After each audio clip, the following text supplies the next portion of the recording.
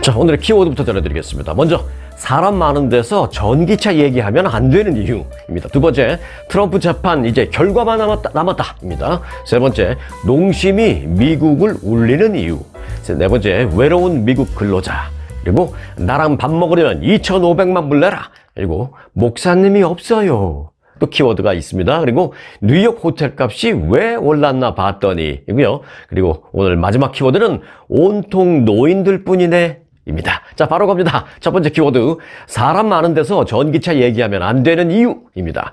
자, 오는 11월 대통령 선거가 있죠. 이 대선을 앞두고 전기차 전환을 둘러싼 민주당 그리고 공화당의 지금 입장이 엇갈리고 있습니다. 그런데 정치인들의 입장만 엇갈리면 괜찮은데 이 정치적인 어떤 성향에 따라서 민주당 성향 또는 보수적인 성향, 이 성향에 따라서 이들의 의견도 엇갈리면서 이제 아주 좀 민감한 주제가 됐다는 것입니다. 그래서 조심해야 된다는 것입니다. 결론부터 말씀드리면 보수나 공화당 쪽은 전기차에 좀 시큰둥한 편이고요. 민주당이나 진보 쪽은 이 전기차에 아주 좀 적극적이다라고 볼 수가 있습니다.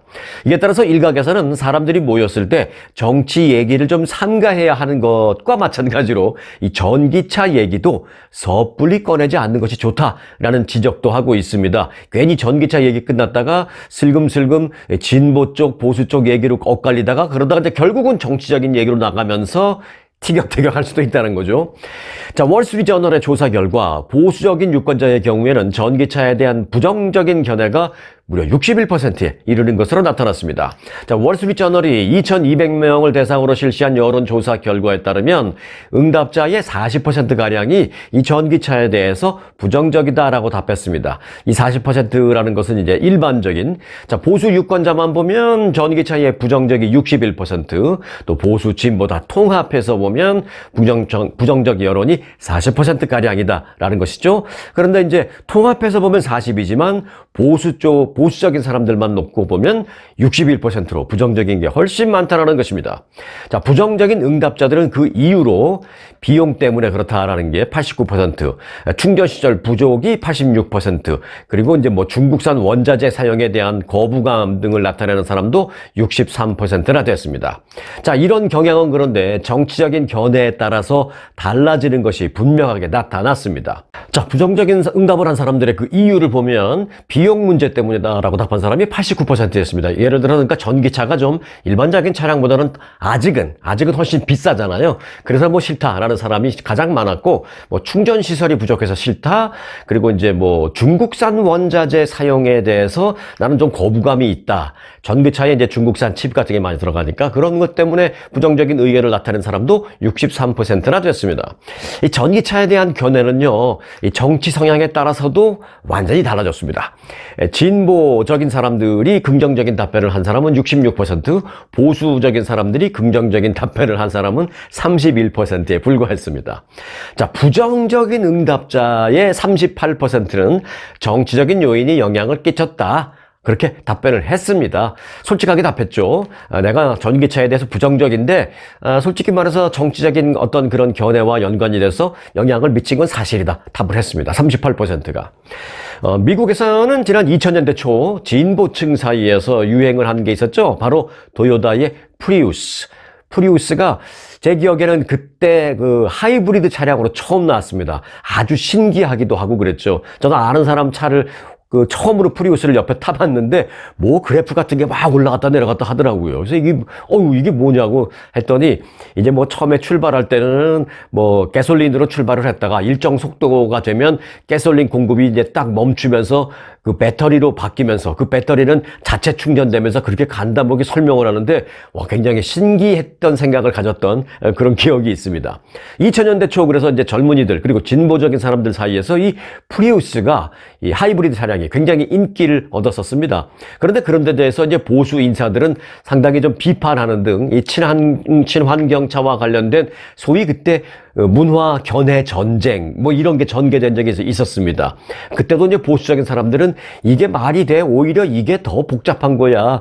가솔린은 가솔린대로 써야 되고 또 배터리 쓴다고 이 비싼 배터리 그다음에 이 배터리 갈아야 되는데 어디다 갖다 버릴 거야? 뭐 이러면서 그때 사실은 좀 논쟁이 있었습니다. 그래서 이제 그 당시에 전기차와 관련된 문화 전쟁 뭐 이런 얘기도 했었던 기억이 납니다. 그런데 이제 올해 대통령 선거를 앞두고는요 더욱 이게 두드러지고 있는 그런 상황입니다. 자, 이와 관련해서 이 기아 모터스 아메리카의 한 고위 관리가 최근에 아주 재미있는 얘기를 했습니다. 기아 미국 판매법인의 스티븐 센터라는 그 COO는요 이렇게 말했습니다. 최근 전기차가 미국에서 뜨거운 정치적 쟁점이 되고 있다. 그렇지만 그럼에도 불구하고 사람 많은 데 가서 정치나 종교 얘기는 하지 말라라는 그런 속담이 있듯이 거기에 전기차 얘기를 하지 말라라는 내용을 나는 추가해야 할 것 같다. 그렇게 말했습니다. 한마디로 말해서 사람 많은 데 가서 전기차 얘기 섣불리 하지 마세요. 그런 얘기를 전기차 만드는 기아 CEO가 얘기한 것입니다. 꼭 참고하시기 바라겠습니다. 자, 다음 키워드입니다. 트럼프 재판 이제 결과만 남았다. 입니다. 자, 트럼프 전 대통령의 성추문 입막음 돈 의혹 사건 재판이 이제 마무리 국면에 접어들었죠. 재판 결과는 이 배심원단의 만장일치 유죄 판결이나 아니면 반대로 만장일치 무죄 판결이나 또는 만장일치가 되는데 실패한 거 어제 제가 설명드렸죠. 헝주얼이라고 해서 배심원 합의 불일치 뭐 또는 뭐 오심 한국말로는 뭐 딱히 정확한 게 없어서 이제 여러 가지로 번역이 되는데 여하튼 그렇게 세 가지 시나리오로 나오게 됩니다. 배심원단이 34개 중범죄 혐의가 있는데 이 34개 혐의 모두를 유죄로 판단하면 이건 이제 트럼프 쪽 입장에서는 최대 징역형까지도 선고받을 수 있게 됩니다. 배심원단이 그 만장일치로 그 다가 아니라 34개 다가 아니라 일부 특정 혐의에 대해서만 유죄 판결을 내리고 뭐 나머지 혐의에 대해서는 뭐 만장일치 무죄로 판단할 수도 있고요. 전문가들은 그런데 이제 전체 34개에 대해서 유죄 판결 또는 뭐 일부 유죄 판결 뭐 이렇게 나온다 하더라도 트럼프가 11월 대통령 선거 전에 실제로 감옥에 투옥될 가능성은 그렇게 낮다라고 보고 있습니다. 왜냐하면은 일반적으로 이 선고 공판은요. 그러니까 이제 배심원이 유죄, 무죄 판결을 내리고 그리고 배심원은 빠집니다. 배심원이 뭐 1년, 뭐 5년 그걸 하는 건 아니에요. 유죄냐, 무죄냐 그것만 하고 배심원은 빠집니다. 임무 끝. 근데 재미있는 것은 판사는 이 피고가 유죄냐 무죄냐 거기까지는 관여 못합니다. 배심원 재판은 판사는 이제 기다리고 있다가 배심원들이 이제 유죄다, 뭐 무죄다, 특히 이제 유죄다라고 이제 만장일치로 판결을 내리면 그 유죄 판결을 갖고 판사는 선고만 내립니다. 1년이다, 6개월이다, 뭐 3년이다 그렇게. 그런 이제 선고 공판은 배심원이 판결을 내린 후에 수주 그러니까 재판 판사가 땅땅땅 몇 년이다 뭐 이런 것을 수주 또는 수개월 후에 그런 걸 내리게 됩니다. 그러니까 재판을 맡은 후안 머천 판사가 또 뭐 징역형을 뭐 1년 6개월 이렇게 선고를 한다 하더라도 트럼프 측은 또 즉시 항소를 할 게 뻔하기 때문에 그렇게 되면 재판은 계속 이어집니다. 그래서 실제로 트럼프가 이제 감옥에 갈 가능성은 뭐 높지는 않다. 뭐 이렇게 보시면 되겠습니다.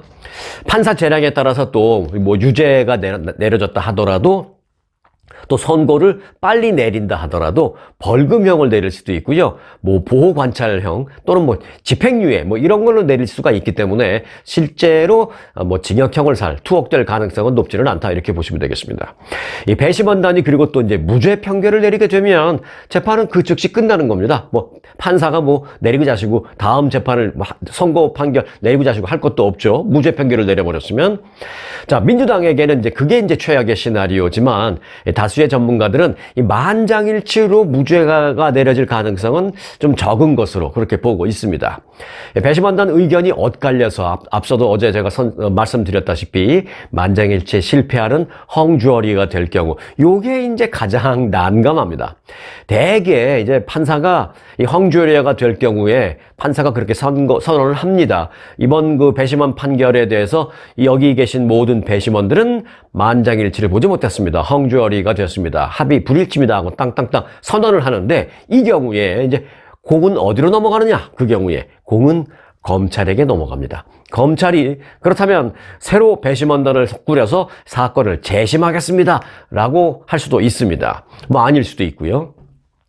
그래서 이제 다만 대통령 선거가 이제 6개월도 남지 않은 시점이기 때문에 검찰이 또 그렇게 하기에는 상당히 부담되는 것이죠. 만일 이번에 황주얼이가 됐는데 검찰이 그렇습니까? 우리는 그러면 배심원단을 세력 꾸려서 다시 하는 재심을 요청합니다, 판사님 하고 검찰이 할 수도 있지만, 그렇게 될 경우에 이제 트럼프 쪽의 지지자나 변호인단이 뭐라 그랬어요? 저거 보세요. 이게 유죄 무죄와 관계없이 검찰은 그저 이 재판을 계속 끌어가면서 선거 전까지 트럼프의 이미지를 훼손하고 트럼프가 선거 운동하는 것을 시간상 스케줄상 막으려고 여러 가지 제약을 주기 위해서 계속 재판을 끌어가는 겁니다. 저거 보세요라고 말을 할 때 오히려 이렇게 설득력이 있을 수도 있기 때문에 선거 방해를 위한 정치적인 기소다, 마녀 사냥이다라는 그런 트럼프 쪽의 주장을 조금 힘을 실어줄 수 있는 그런 계기가 될 수도 있습니다. 그래서 검찰도 섣불리 그렇게 하기가 쉽지 않은 면이 있다라는 것이죠.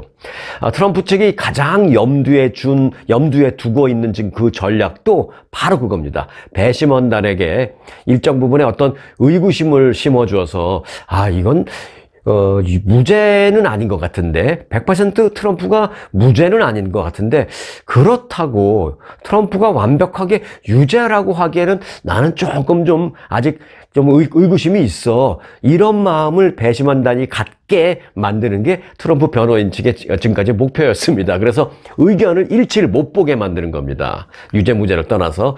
자, 여하튼 이제 재판 결과는 오늘 내일 사이에 나올 수도 있습니다. 재판 결과가 나오는 대로 바로, 그러니까 이제 결과라는 게 이겁니다.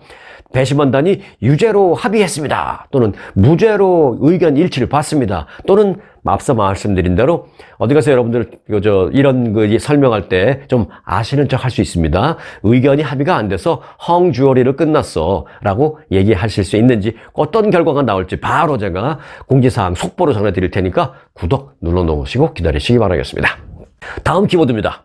농심이 미국을 울리는 이유입니다. 제가 이제 이런 키워드를 정한 이유는 이겁니다. 옛날에 그런 광고 때 많이 있었죠. 사나이 울리는 농심라면 막 이랬잖아요. 사나이 울리는 농심라면이 아니라 지금 농심이 미국 사람 마음을 울리고 있습니다. 특히 미국 젊은이들의 마음을 울리고 있습니다.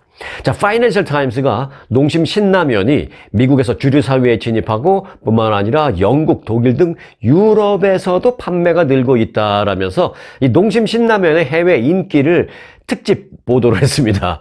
이 파이낸셜 타임스는 K-팝, 한국 영화, 또 한국 드라마가 급부상하면서 서양 사람들의 한국 음식에 관한 흥미도 함께 커졌다라면서 영화 기생충에 나오는 그거 기억하시죠?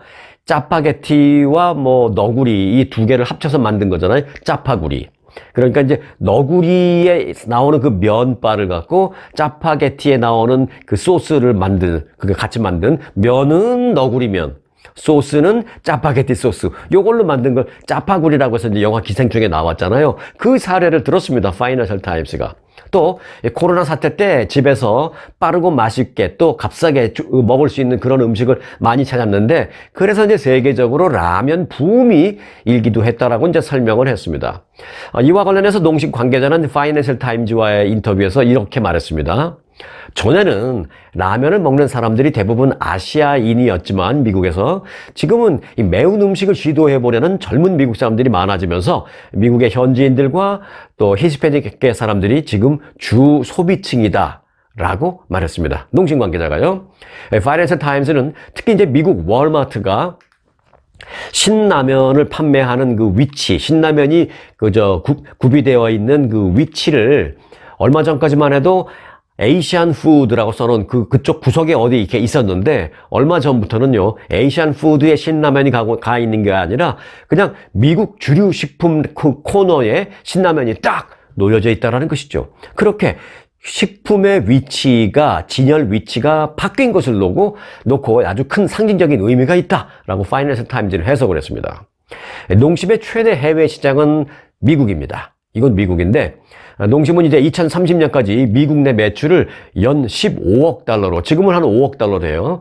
앞으로 한 3배 이상 키우겠다라면서 라면 시장의 1위가 되겠다는 목표를 세웠습니다. 지금 라면 시장 1위는 뭐냐? 일본 업계입니다. 일본 니신을 비롯해서 몇 개 회사를 합치면 거의 한 40몇 % 돼요. 그런데 지금 농심의 미국에서의 시장 점유율은 25%입니다. 이거를 앞으로 이제 5년 안에 다 3배로 넘기겠다라는 것입니다. 50%를 넘기겠다라는 것입니다. 일본을 제끼고 1위로 등극할 농심이 기대가 되는데, 농심은 이제 미국 매출이 올해 이미 크게 뛸 것으로 예상을 하고 있습니다. 그래서 뭐 그냥 예상하고 가만히 뒷짐지고 있는 것이 아니라, 농심은 이제 지금 LA 그 지역에, LA에서 차 타고 한 4, 50분 가면 렌처 쿠카몬가라는 곳이 있습니다. 제가 몇 번 그 LA와 라스베가스의 그 고속철도 놓는 얘기를 해드리면서 말씀드린 그 도시가 있는데, 그게 바로 렌처 쿠카몬가인데, 정확히 말하면 네바다를 왔다 갔다 하는, 라스베가스를 왔다 갔다 하는 그 고속철도가 라스베가스에서 LA 다운타운까지는 아니고요. 라스베가스에서 이 렌처 쿠카몬가라는 곳까지입니다. 거기까지 고속철도가 깔리고, 그리고 이제 렌처 쿠카몬가에서 내려서 여기서 이제 LA 다운타운까지는 그냥 일반 철도로 간다라는 것이 지금 시작이 되고 있는 것입니다. 자, 뭐 얘기가 딴 데로 셀 뻔했는데, 그 렌처 쿠카몬가라는 곳에 농심 신라면 미국 공장이 있습니다. 제1공장인데 그 LA 인근 지역에 제2공장을 농심은 추가로 지금 지을 계획을 세우고 있다고 합니다. 그리고 이제 미국 LA 인근 지역 말고 타주에도 미국의 제3공장 건설도 검토 중이다라고 전했습니다. 다음 키워드입니다. 외로운 미국 근로자입니다. 팬데믹 이후에 지난 4년간 대면 대신에 온라인 회의가 늘어나면서 미국에서 고립감과 외로움을 느끼는 그 회사원들이 많이 늘었다라는 분석이 나왔습니다.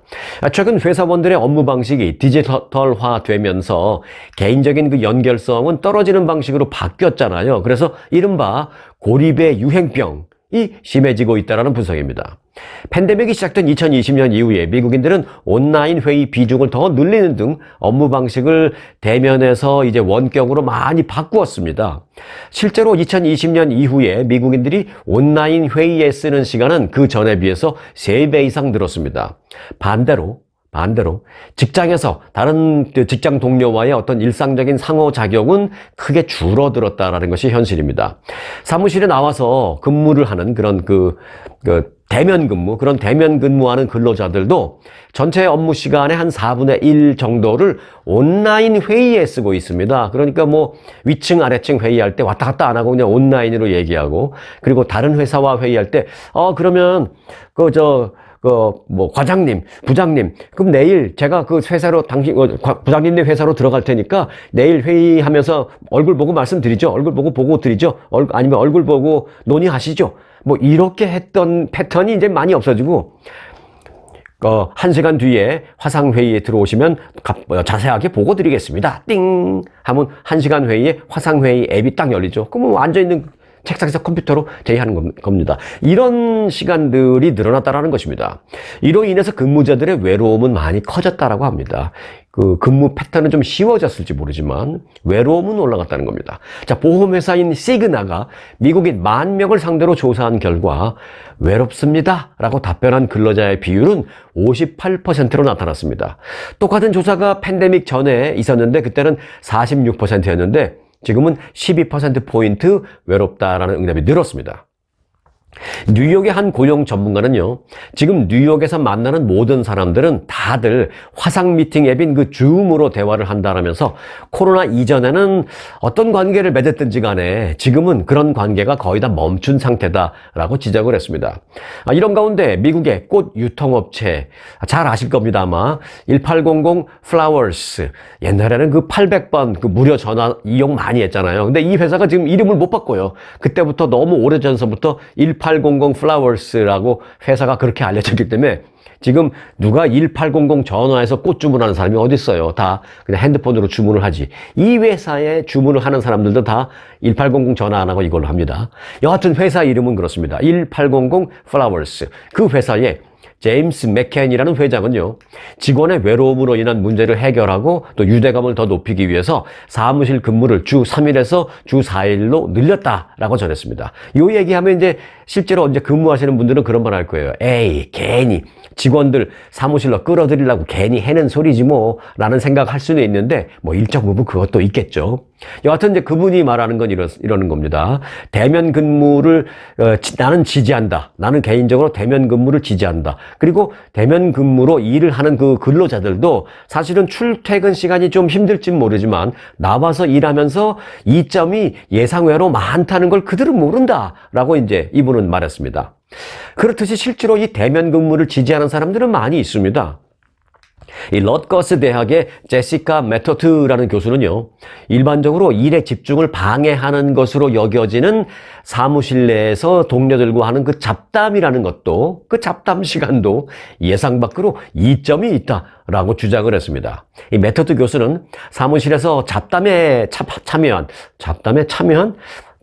하니까 좀 그러네요. 여하튼 사무실에서 동료 근로자들과 뭐 간단히 5분, 10분 뭐 잡담을 한 그런 근로자들은 일에 대한 스트레스를 그렇지 않는, 잡담 전혀 하지 못하고 그냥 50분 동안 땡 일하고 잠깐 10분 쉬고 50분 땡 일하고 잠깐 쉬고 뭐 이렇게 얽매여서 일하는, 똑같이 사무실에 나왔어도 그런 사람들보다 중간중간 동료들과 좀 잡담 한 5분 하고, 뭐 그렇다고 뭐 30분씩 하면 안 되겠죠. 네. 잠깐 잡담하고 그런 근로자들이 일에 대한 스트레스를 훨씬 덜 받는다고 합니다. 그리고 다른 직장 동료에 대해서 어떤 평가를 하라라는 설문조사를 했을 때 훨씬 더 그런 사람들이 긍정적으로 평가를 하는 것으로 나타났다고 합니다. 그러니까 동료들에 대해서 긍정적으로 평가하는 게 뭐예요? 일하는 게 스트레스가 아니에요. 일하는 게 즐겁다라는 것이죠. 좀 심하게 말하면. 그래서 이는 곧 고용주에게도 좋은 것이다 라고 이 메토트 교수는 강조를 했습니다. 일정 부분 이해하시는 분이 있고 일정 부분 맞다라고 생각하시는 분이 있고, 실제로 지금 매일 사무실에 출근하면서 좀 입이 이렇게 나오신 분들은 뭔 소리야, 나는 그렇게 생각 안 해 라고 하실 분도 계신데, 댓글로 여러분들의 생각 한번 공유해 주시기 바라겠습니다. 자, 다음 키워드입니다. 나랑 밥 먹으려면 2,500만 달러입니다. 트럼프 전 대통령 얘기인데요. 트럼프 전 대통령이 석유 재벌 등 억만장자들을 향해서 감세를 해주겠다, 뭐 규제를 풀어주겠다 등을 내세워서 노골적으로 고액 후원을 압박하고 있다라는 보도입니다. 워싱턴 포스트는 사법비용 부담 등으로 소위 돈 가뭄에 시달리고 있는 트럼프 전 대통령이 최근 들어서 더욱 노골적으로 천문학적인 금액의 지원을 요청하고 있다라고 보도했습니다. 이 대표적인 사례가 석유 재벌들과의 관계입니다. 트럼프 전 대통령은 이달 초에 플로리다 자신의 자택 마러라고 리조트에서 석유회사 경영자들을 만나서 내가 재선되면 각종 환경 규제 법안들을 폐기해버리겠다라면서, 그러면 당신들한테 좋은 거 아니냐라면서 나의 재선을 위해서 10억 달러를 모아와라 라고 요청했습니다. 이 자리에서 이제 트럼프 전 대통령은 내 덕분에 당신들이 피할 수 있는 세금과 당신들이 피할 수 있는 각종 규제 등등을 고려한다면 10억 달러라는 액수는 당신들에게는 아주 정말 굿 딜이 될 것이다 라고 그렇게까지 노골적으로 말하기도 했습니다. 트럼프 전 대통령은 또 그 외에 이달에 또 다른 모임에서 고액 후원자 모임이 있었는데 이렇게 말했습니다. 한 기업인이 나에게 와서 뭐라고 말했는지 아십니까? 한 기업인은 나한테 와서 자신이 100만 달러를 나한테 후원을 할 터이니 점심을 함께 합시다 라고 말을 했습니다 라고 말하면서, 그러니까 사람들이 눈이 동글동글해질 거 아니에요. 그래서 100만 달러 받고 같이 밥 먹었어요? 아니면 더 받았어요? 아니면 안 받고 먹어줬어요? 이제 궁금해서 이제 눈이 말똥말똥해지는데 트럼프 대통령은 뭐라고 말했느냐? 하지만 나는 그 사람과 식사하지 않았습니다 라고 말하면서, 나하고 점심을 먹으려면 최소한 100만 불이 뭐야? 최소한 2,500만 달러는 내야 할 것입니다 라고 말했습니다. 그 말을 듣는 그 자리에 있던 많은 사람들이 고개를 푹 떨궜습니다. 2,500만 달러까지는 좀 힘들다라는 거죠. 자, 점심 한 끼 하는데 2,500만 달러를 내라는 천문학적 액수를 트럼프는 제시하고 있습니다. 다음 키워드입니다.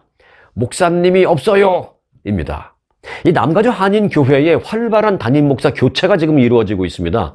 한인 이민 1세대 교회의 성장을 이끌었던 1세대 담임 목사들이 지금 이제 고령에 접어들면서 젊은 세대 목사 또는 영어권 2세 목사들을 영입하려고 합니다. 영어로 이제 목회가 가능한 그런 목사에게 담임 목사직을 아예 이양하는 교회들이 많이 늘어나고 있습니다. 뭐 영어 교회 목사, 뭐 영어부 담당 목사, 뭐 젊은이 담당 목사, 그런 게 아니라 아예 이 교회를 총 책임지는, 기업으로 말하면 CEO를 아예 젊은 30, 40대 목사 아니면은 영어권 목사에게 아예 이양하려는 그런 교회들이 늘고 있습니다. 그런 교회 중에는 30년 이상 담임 목사직이 그대로 한 사람이 30년 이상 담임 목사를 한 그런 교회들도 있고요. 또 남가주 한인 교계를 대표하는 대표적인 이민 1세대 대형 교회들도 포함이 되어 있습니다. 또 이제 주류 미국인들 교회에서도 이 젊은 목사로 교체되는 교회가 지금 많이 있는데요. 일부 대형 교회는 젊은 목사 발굴에 어려움을 겪고 있다라고 토로하고 있습니다. 이 팬데믹 전에 4,000명, 5,000명씩 교인들이 많이 있었던 그 미주 한인사회, 이 한인 대형 교회들도요, 이 팬데믹 이후에 교세가 많이 줄어들었습니다. 하지만 거기다가 플러스 알파, 거기다가 이제는 젊은 목사님들을 좀 영입하려고 하는데 그 영입이 힘든 그런 이중고를 겪고 있습니다. 흥미로운 점은요, 앞으로 이제 장기간 교회를 이끌어갈 그 35세에서 한 45세 사이 되는 소위 밀레니엄 세대의 목사들은 대형 교회를 원하지 않는다는 것입니다. 대형 교회보다는 그냥 중형 교회나 중소형 교회를 선호하는 현상이 지금 뚜렷하게 나타나고 있다는 점입니다. 이들은 대형 교회가 월급은 좀 더 많을지 모르지만 많은 교인들로 인해서 그냥 골치가 아프다라고, 그래서 이제 피하고 있는 현상이 나타나고 있다라는 것입니다. 초특급 아주투어 모국 관광, 우렁쌈밥, 대통밥과 꼬막 정식, 대명 롯데호텔 저녁 만찬 뷔페, 초특급 호텔과 호텔 식사로 모시는 아주 투어, 세계 7대 자연문화유산 제주, 아주만의 초특급 롯데와 신라호텔, 금수강산 그리운 추억, 부산 해운대, 경주 설악산의 모국 관광, 친절하고 재밌는 가이드는 아주의 자랑, 먹기행, 맛기행, 호텔도 최고, 식사도 최고, 모국 관광은 역시 1등 아주 투어. 자, 다음 키워드입니다. 뉴욕 호텔 값이 왜 올랐나 봤더니 입니다. 뉴욕의 호텔 객실 요금이 천정부지로 치솟고 있습니다. 그런데 그 배경에 2022년부터 뉴욕의 그 골칫덩이로 떠오른 불법 이민자 문제가 숨겨져 있다라는 분석이 나오고 있습니다. 어찌 보면 뭐 우리 한인 이민자들은 아니고요. 이 멕시코나 그 중남미나 남미 쪽에서 오는 불법 이민, 뭐 미립국자들, 그분들 때문이라는 그런 얘기입니다. 자, 뉴욕시의 호텔 1일 평균 요금은요, 지금, 이건 이제 평균이니까, 내 생각보다 많네? 내 생각보다 적네? 그런 게 아니고요. 이제 평균입니다. 평균이 301달러로 1년 전 278달러에 비해서 8.5%가 올랐습니다. 가격 상승 원인에 대해서 뉴욕타임즈는 뉴욕의 호텔 5곳 가운데 한 곳이 쉼터로 활용이 되면서 관광객 숙소 대란을 일으켰다라고 전했습니다. 그 쉼터라는 것은 미립국자들을 글로 옮긴 거죠. 자, 뉴욕타임즈는 팬데믹 이후에 침체기를 겪으면서 관광업이 이제 무너져 내린 바 있는데, 특히 이제 호텔업이 팬데믹 때 직격탄을 맞아서 소위 호텔 방이 텅텅텅 다 노는 그 공실 문제가 컸는데, 뉴욕시에서는 이 불법 이민자들에게 쉼터를 호텔 방으로 제공하기 위해서 일반 호텔과 장기 계약을 맺으면서 이 문제가 해결됐다는 것입니다. 뉴욕시에 약 680개 호텔이 있는데요. 이 가운데 135개 호텔이 그 불법 입국자들의 쉼터로 전환이 됐다는 것입니다. 이 프로그램에 이제 뭐 고급 호텔이 포함되진 않았을 거 아니에요. 그저 좋아야 한 중가 또는 이제 저가, 그래서 이제 중저가 호텔들이 많이 이 프로그램에 참여하게 됐는데, 평소에 이제 이 가격대의 호텔을 찾았던 그 여행객들이 특히 이제 이 때문에 피해를 보고 있다라는 것입니다. 평소에 그저 뉴욕에서 중저가형의 호텔로 나는 여행을 하면 뭐 하루 이틀 있을 것도 아니니까 또 여기저기 많이 다닐 거니까 그런 정도의 호텔을 예약해서 가야 되겠다 했던 분들이 지금 갈 데가 없다라는 것이에요. 어거지로 더 비싼 600불, 700불짜리 호텔을 갈 수밖에 없는 상황이 만들어지고 있다는 것입니다. 왜 그러냐? 그 이유를 봤더니 지금까지 말씀드린 그겁니다. 뉴욕타임즈는 이민자들에게 정부가 호텔방을 임시 쉼터로 제공하면서 그 호텔 객실 16,500개, 지금 뉴욕에서 호텔 객실 16,500개가 불법 미립국자들의 쉼터로 전환됐다. 그러니까 일반인들을 기준으로 봤을 때는 16,500개 호텔방이 사라졌다라고 그렇게 뉴욕타임즈는 전했습니다. 다음 키워드, 온통 노인들 뿐입니다. 한국 얘기인데요. 한국은 저출생 그 충격으로 인해서 앞으로 21년이 지난 후에는 전국의 17개 시, 도 모두 인구 자연 감소가 시작됩니다. 출생하는 아이보다 사망하는 사람이 훨씬 더 많은 상태가 되면서 2052년에 그러니까 지금부터 21년 후에 부산, 울산, 경남, 대구 지역의 인구는 지금에 비해서 20% 넘게 줄어들 것으로 전망됩니다. 또한 한때 1,000만 명이 넘었던 서울의 인구도 700만 명대로 추락할 것으로 보입니다. 하지만 이런 인구 감소 속에서도 65세 이상 고령 인구의 비중은 모든 시도에서 상승한다라는 전망입니다. 인구가 상승하는 게 아니라 고령 인구의 비율이 상승한다는 거죠. 자, 2052년에 고령 인구 비율이 가장 높은 지역은 전라남도로 예상됩니다. 49.6%, 뭐 거의 50%로 봐도 될 정도 49.6%. 이어서 경상북도 지역은 49.4%.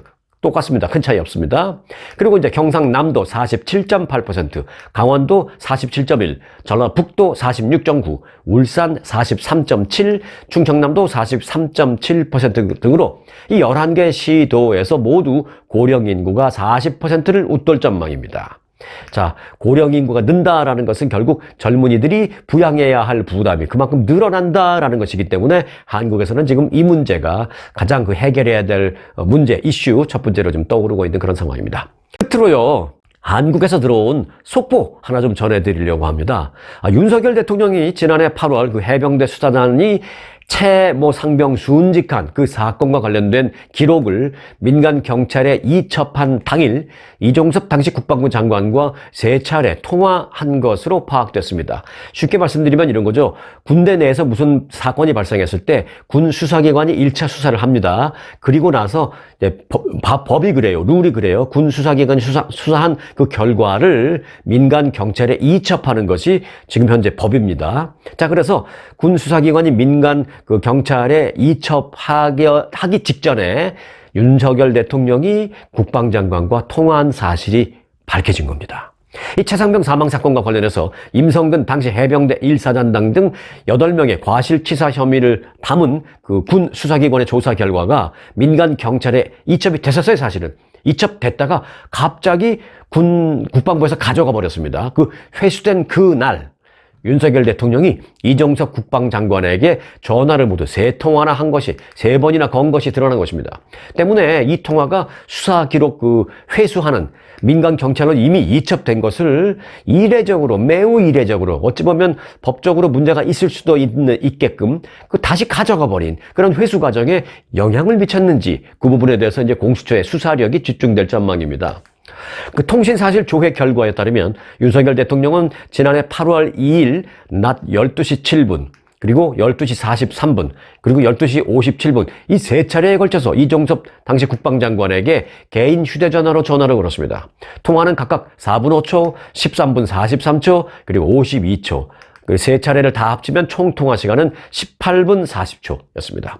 이날 아침 10시 30분 해병대 수사단은 임성근 전 그 사단장 등 간부 8명을 모두 포함해서 업무상 과실치사 혐의로 조사 결과를 만들어서 경북경찰청으로 보냈습니다. 그렇게 이첩을 했습니다. 그런데 이종섭 당시 국방장관은 이런 상황을 보고받은 상태에서 윤석열 대통령의 전화를 받은 것입니다. 쉽게 말하면 수사 결과 어떻게 됐나, 보고서 어떻게 됐나, 국방장관이 어떻게 됐나 한 거죠. 그러니까 이제 밑에서 말하기를 규정대로 경북경찰청으로 다 이첩했습니다 했죠. 그러니까 알겠어, 수고했어 하고 끊었는데 그로부터 한 2시간쯤 후에 윤석열 대통령의 전화가 온 것입니다. 이 전화 내용은 제가 지금 연기를 할 수가 없습니다. 왜? 뭐라고 윤석열 대통령이 말했는지 지금은 모르기 때문에. 여하튼 그 상황에서 전화 3번 받은 것입니다. 전화 3번 받고 난 다음에 몇 시간 뒤 경상북도 경찰청으로 가 있던 이 군 수사기관의 수사 결과 보고서가